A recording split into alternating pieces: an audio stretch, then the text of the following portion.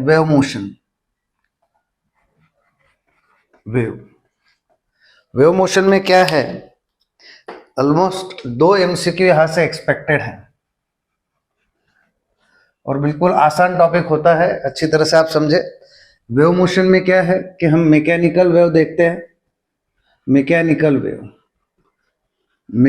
Wave यानी क्या, ऐसी वेव के जिसके लिए क्या जरूरी है, material medium. Whenever wave requires material medium for its propagation, we call it as a mechanical wave. जैसे लाइट वेव है उसको मटेरियल मीडियम की जरूरत नहीं पड़ती, वो इलेक्ट्रोमैग्नेटिक वेव होती है। मटेरियल मीडियम जिसको लगता है वो मैकेनिकल वेव होती है। अब मैकेनिकल वेव के 2 टाइप्स है, एक ट्रांसवर्स वेव और दूसरा लॉन्जिट्यूडिनल वेव। ट्रांसवर्स वेव में क्या है कि particles of medium vibrate perpendicular to direction of propagation of wave.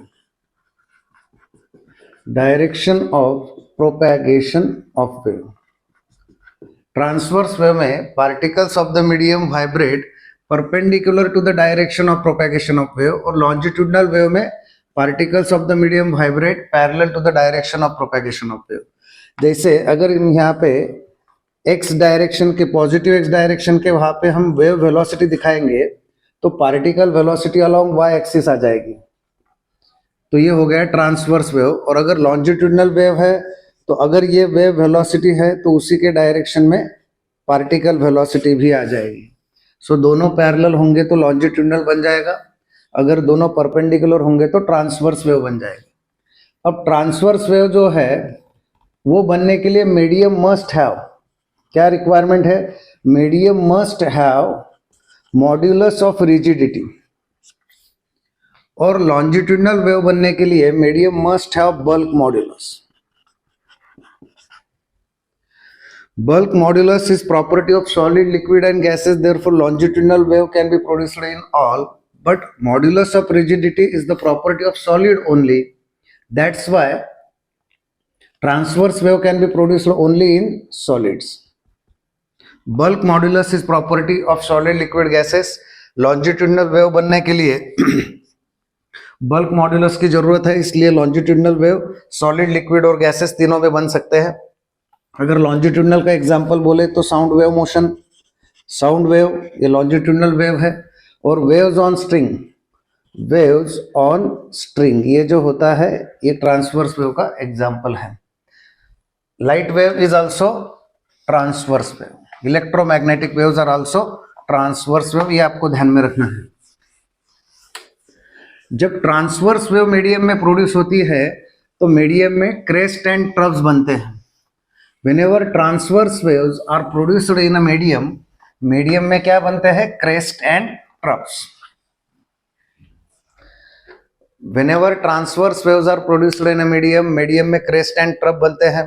Distance between 2 successive crest और 2 successive trough को हम wavelength of the transverse wave बोलते हैं। जब मीडियम में लॉन्जिट्यूडिनल वेव प्रोड्यूस होती है तो अल्टरनेट कंप्रेशन एंड रेयरफैक्शन बनता है। कंप्रेशन ये ऐसा पॉइंट है जहां पे material molecules of the medium come closer, जहां पे मॉलिक्यूल क्लोज होता है वॉल्यूम कम हो जाता है, प्रेशर बढ़ जाता है, डेंसिटी बढ़ जाती है। और रेयरफैक्शन ऐसा होता है जहां पे molecules of the material medium जो होता है वो रेयरिफाइड हो जाता है, दूर दूर चले जाते हैं, वॉल्यूम बढ़ जाता है, प्रेशर और डेंसिटी कम हो जाता है। डिस्टेंस बिटवीन 2 सक्सेसिव कंप्रेशन और डिस्टेंस बिटवीन 2 सक्सेसिव रेयरफैक्शन को हम wavelength of the longitudinal wave बोलेंगे। 2 क्रेस्ट या 2 ट्रफ के बीच में जो डिस्टेंस है उसको वेवलेंथ ऑफ ट्रांसवर्स वेव बोलेंगे। जब हम ट्रांसवर्स वेव का सोचते हैं तो मीडियम में प्रेशर चेंज नहीं होता, क्योंकि वॉल्यूम भी चेंज नहीं होता, क्योंकि ये सॉलिड से रिलेटेड है। जब हम ट्रांसवर्स वेव की बात कर रहे थे, जब हम लॉन्जिट्यूडिनल वेव लेते हैं तो मीडियम में कंसिस्टेंटली प्रेशर डेंसिटी चेंज होते रहती है। कॉम्प्रेशन में प्रेशर डेंसिटी ज्यादा होती है, रेयरफैक्शन में प्रेशर डेंसिटी कम होता है। तो ये आपको अच्छी तरह से ध्यान में रखना है। लॉन्जिट्यूडिनल वेव में प्रेशर वेरी होता है, इसीलिए longitudinal waves are also called as pressure waves. Transverse wave are also called as transverse wave ये सॉलिड में प्रोड्यूस होते हैं, तो वहां पे प्रेशर चेंज नहीं होता। ठीक है, आइए हम ट्रांसवर्स वेव के बारे में थोड़ा सा डिटेल में जाते हैं। जैसे सपोज दैट हमारे पास एक वेव है जो positive direction of x axis की तरफ जा रही है। मैं थोड़ा सा यहाँ पे फिगर बड़ा निकाल देता हूँ। Let this wave starts from origin and moving along positive direction of x axis. Let a transverse wave starts from origin and moving along positive direction of x axis. ठीक है, पार्टिकल जो है medium के वो vibrate होने वाले हैं वहीं पे। ध्यान में रखना है, जब वेव प्रोपेगेट होती है तो एनर्जी प्रोपेगेट होती है, मटेरियल प्रोपेगेट नहीं होता। मॉलिक्यूल्स ऑफ द मीडियम वही होते हैं, वो सिर्फ क्या करते हैं, they are oscillating about their mean position. जैसे ये मीन पोजीशन है, ये लाइन एक्स एक्सिस की, तो particles are oscillating about their mean position. Maximum displacement of the particle from its mean position is called as amplitude of the wave. Maximum displacement of particle from its mean position is called as amplitude of the wave. दो crest या दो ट्रॉफ के बीच में जो distance है उसी को हम बोलते हैं वेवलेंथ ऑफ द वेव। अब यहां से वेव ने शुरुआत की है। Suppose that after time interval t wave reaches at point p and covers distance x से। हमने क्या कहा, डिस्प्लेसमेंट, पार्टिकल का जो डिस्प्लेसमेंट है वो अलोंग वाई एक्सिस है, पार्टिकल का वेव का जो वेलोसिटी है वो अलोंग एक्स एक्सिस है। ये हम ट्रांसवर्स वेव देख रहे हैं, wave velocity along x axis, particle velocity along y axis. Maximum displacement of the particle from its mean position is called as amplitude. Suppose that wave origin से start होके after some time interval t reaches point p and covers distance x. ठीक है, which of the following statement is true? मैं directly answer बता रहा हूं। Which of the following statement is true में sound waves in air are longitudinal while light waves are transverse. वो तो example है, लाइट वेव्स इलेक्ट्रोमैग्नेटिक वेव्स है तो वो ट्रांसवर्स होते हैं और साउंड वेव्स लॉन्जिट्यूडिनल होते हैं, यही इसका आंसर है। ठीक है, अब with the propagation of longitudinal wave through a material medium quantities transmitted in the propagation are. जब लाइट वेव प्रोपेगेट होगी तो क्या ट्रांसमिट होगा, तो एनर्जी ट्रांसमिट होगी, ये इसका आंसर है। ठीक है, अब अगले प्रॉब्लम की तरफ चलते हैं। थर्ड नंबर का एमसीक्यू है, ये थर्ड नंबर का एमसीक्यू हम सॉल्व करते हैं। क्या है देखो, हमें कहा है a wave is travelling in positive X direction having displacement along Y direction as m is equal to displacement is equal to 1 metre. Wavelength दिया हुआ है 2 पाई मीटर और फ्रीक्वेंसी दिया है। Wave travelling in positive direction है, displacement along Y direction जो है यानी एम्पलीट्यूड आपको दे दी है 1 मीटर, लैम्बडा दे दिया है 2 पाई मीटर और फ्रीक्वेंसी दिया हुआ है f is equal to 1 pi hertz. और हमें कहा है इक्वेशन को क्या होगा इसका। अब यहाँ पे चारों ऑप्शन इस तरह से दिए हैं, a sine of kx minus omega t, इस तरह के ऑप्शन दिए। जनरली हम क्या लेते हैं, ओमेगा टी माइनस kx लेते हैं, पर इस तरह का भी फॉर्मेट चल सकता है, कोई परेशानी नहीं, ऐसे भी हम लिख सकते हैं। तो जो ऑप्शंस चारों दिए हैं वो इसी तरह के हैं, जिसमें हम क्या करेंगे, ओमेगा की वैल्यू निकालेंगे। Omega is equal to 2 pi upon t होता है, दैट इज 2 पाई एफ होता है, 2 pi F N A 1 pi, so omega की वैल्यू 2 हो गई। और k is equal to 2 pi upon lambda होता है, सो 2 पाई अपॉन 2 पाई, तो k की वैल्यू यहाँ पे 1 हो गई। So equation will be y is equal to, और a की वैल्यू 1 है, a sine of omega T minus के एक्स है, k x minus omega t.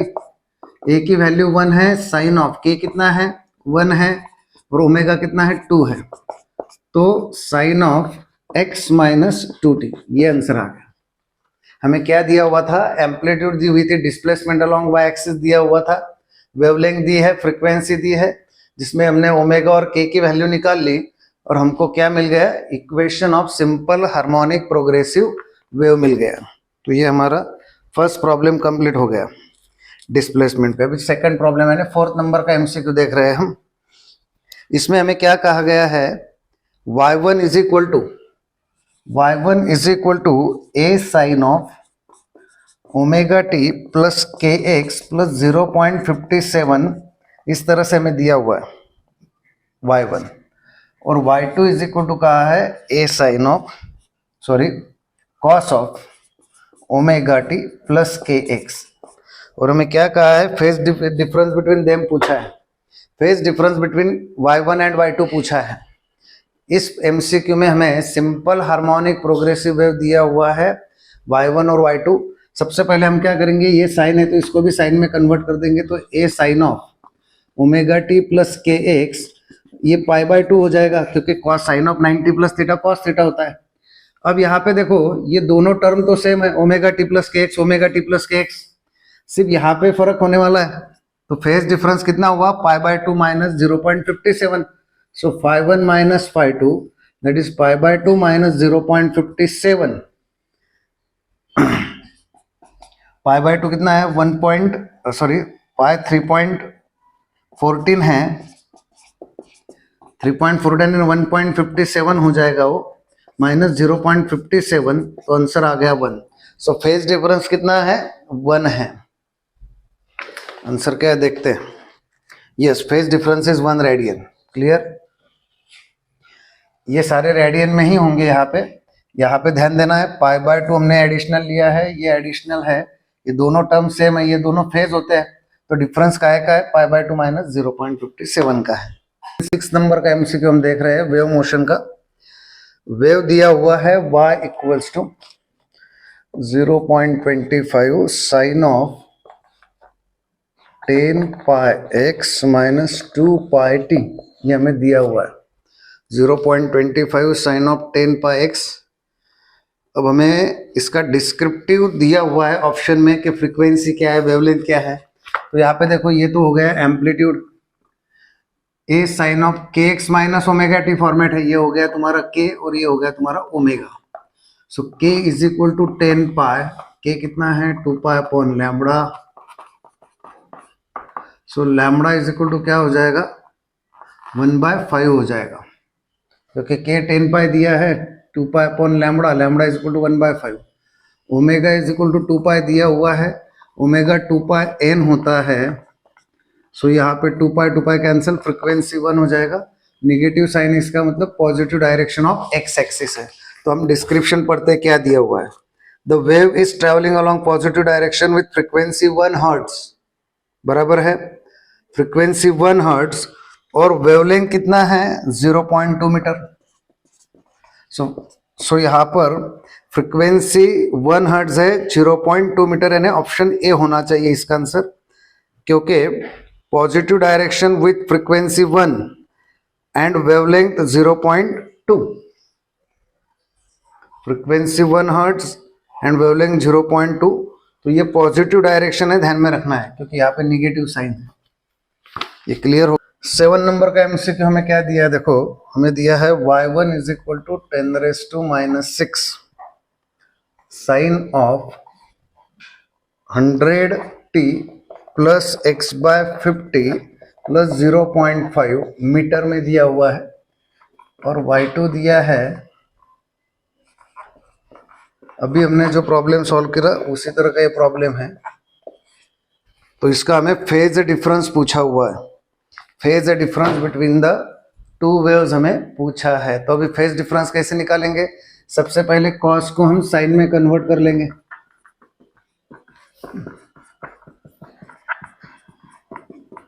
इस तरह से कॉस को हमने किस में कन्वर्ट कर लिया, साइन में कन्वर्ट कर लिया। अब ये दोनों टर्म तो यहाँ पे दोनों इक्वेशन में सेम है, तो डिफरेंस इन दोनों का ही होगा। तो पाई बाय 2 माइनस 0.5, पाई कितना है 3.14 upon 2 minus 0.5, that is 1.57 minus 0.5, that is 1.07 radian है। क्या ऑप्शन देखते हैं, 1.07 रेडियन पहला ही ऑप्शन। एम्पलीट्यूड दिया हुआ है 0.2 metre, velocity of the wave दिया हुआ है, वेवलेंथ दिया हुआ है। अब वेलोसिटी वेव का फॉर्मूला होता है n लैम्बडा, तो उससे हमने फ्रीक्वेंसी निकाल लिया हर्ट्ज में। अब हमारे पास इक्वेशन क्या है, y is equal to a sine 2 pi t upon t minus x upon lambda, a sine 2 pi 1 upon t यानी nt, और ये लैम्बडा हो गया। अब हमारे पास है 0.2 साइन ऑफ 2 पाई, माइनस हमने क्यों लिया, क्योंकि कहा गया है positive direction of x axis, n की वैल्यू कितनी है 6 और लैम्बडा की वैल्यू 60, तो ये ऑप्शन है 0.2 sin 2 पाई 60 माइनस एक्स अपॉन 60, इस तरह का है। अब अगला प्रॉब्लम रीड करेंगे।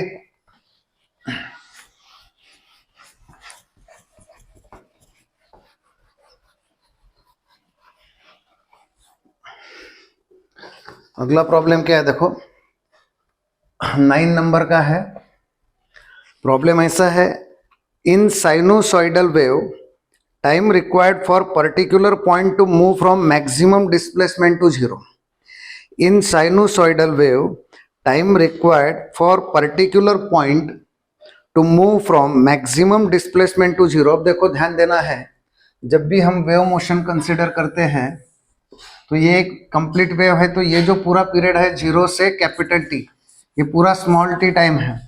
ये जो सेंटर वाला टाइम है ये t/2 है, इसका मतलब ये जो टाइम होगा ये t/4 होगा, 3t/4 होगा। तो इसका मतलब एक क्वार्टर जो हो गया उसको हो गया t/4 टाइम, इधर वाला क्वार्टर जो है वो t/4 टाइम, ये भी t/4 और ये भी t/4। अब क्या कहा गया है, मैक्सिमम डिस्प्लेसमेंट से जीरो होने के लिए, मैक्सिमम डिस्प्लेसमेंट से जीरो होने के लिए जो समय लगेगा वो t/4 होता है, और वो उन्होंने कहा है कितना है 0.17 है। So t is equal to 0.17 into 4 that is 0.68, 0.68 because that is 17 into 4 68 0 point में आएगा। सो पीरियड किस तरह से लेंगे, 0.68 लेंगे तो ये 100 हो जाएगा, 100 अपॉन 67 है 1.47 हर्ट्ज हो जाएगा। जब हम एक कंप्लीट वेव लेते हैं तो कंप्लीट वेव के लिए जो पीरियड लगता है वो कैपिटल टी होता है। मैक्सिमम डिस्प्लेसमेंट से जीरो होने के लिए t/4 इतना समय लगेगा, वो हमें दिया है 10 नंबर में। y is equal to 0.0015 sine of 62.4x plus 3160 equation है, और हमें वेवलेंथ तो पूछा हुआ है।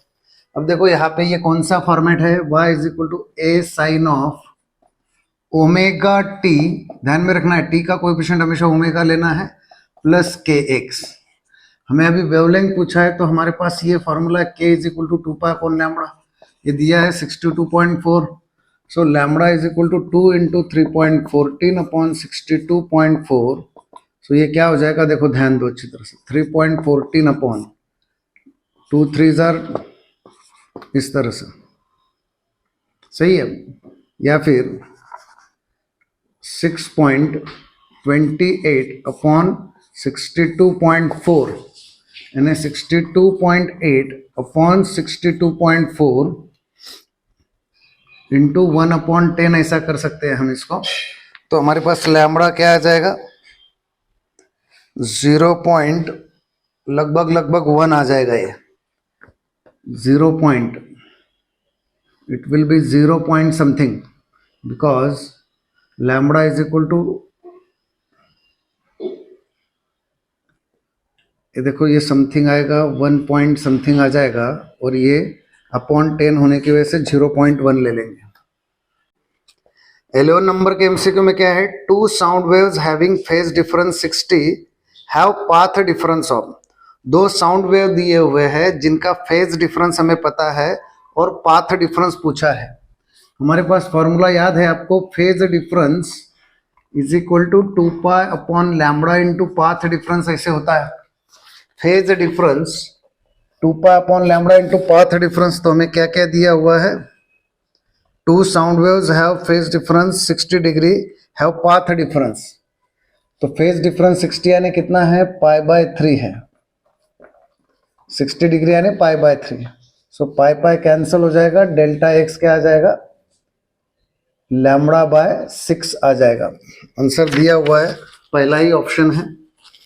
अब 12 नंबर का एमसीक्यू देखते हैं, विच of the following represent a wave. आगे दिए हुए में से कौन सी वेव है, तो y is equal to a sine omega T minus के एक्स, ये पहला ऑप्शन है, ये वेव है। y is equal to a cos AT minus B X plus C, ये भी वेव है।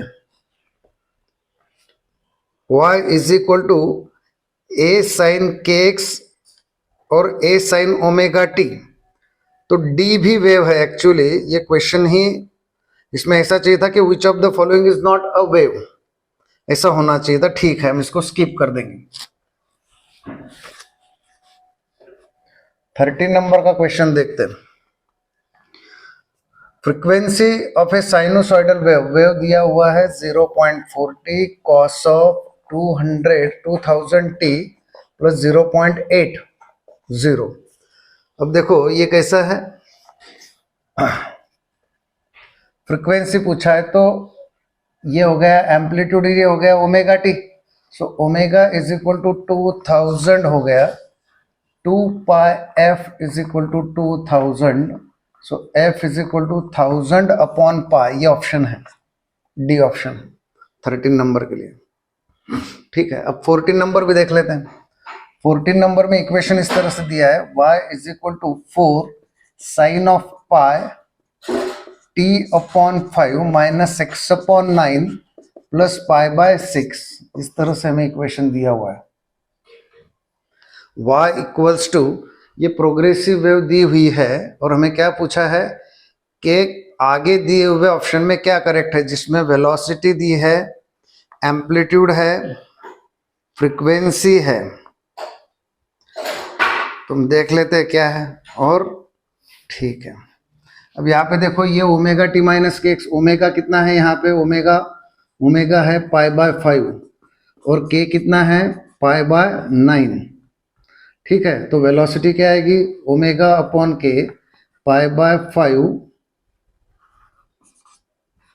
अपॉन पाई बाय 9 यानी 9 बाय पाई यानी 9 बाय 5। ये हो गया तुम्हारा स्पीड तो 9 बाय 5 है, ऑप्शन नहीं है। वेवलेंथ कितनी है, तो k is equal to 2 pi upon lambda. So lambda is equal to 18 centimetre, ये करेक्ट है। फ्रीक्वेंसी कितनी होगी, omega is equal to 2 pi, F is equal to pi by 5। So frequency हो जाएगी तुम्हारी 1/10। सो ये ऑप्शन करेक्ट है, a sine omega T minus के एक्स। इसको कोई जरूरत नहीं हमें करने की, ओमेगा टी से हमें ओमेगा मिल गया, के मिल गया, के से हमें वेवलेंथ मिल गई। तो ये 14 नंबर का क्वेश्चन भी हमारा हो गया।